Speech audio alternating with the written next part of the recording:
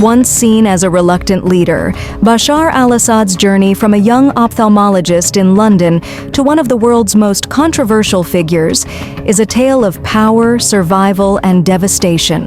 Today, we examine the life of Syria's president and his fall from grace on the global stage. Born in 1965, Bashar al-Assad was never intended to lead Syria. His older brother Basil was groomed as their father's successor.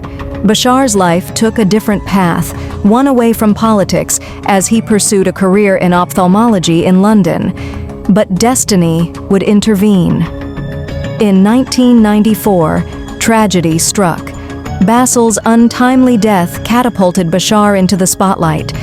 Overnight, the unassuming doctor became the heir to one of the Middle East's most tightly controlled regimes. In 2000, after the death of his father, Bashar al-Assad ascended to power. Promising reform, modernization, and a break from his father's iron-fisted rule, Bashar initially garnered hope both domestically and internationally. But reform was short-lived. As Bashar consolidated power, it became clear that he would maintain and even expand the authoritarian system built by his father. The year 2011 brought a tidal wave of change to the Arab world. Inspired by uprisings in Tunisia and Egypt, Syrians took to the streets to demand greater freedoms and an end to corruption. Bashar al-Assad's response was swift and brutal. What began as peaceful protests quickly escalated into a full-blown civil war.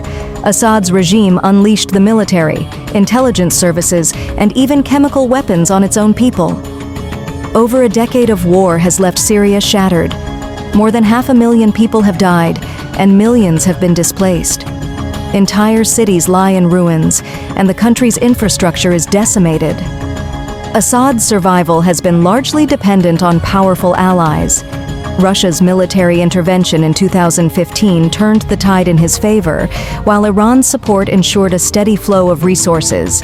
Yet Assad remains isolated on the global stage, sanctioned and vilified.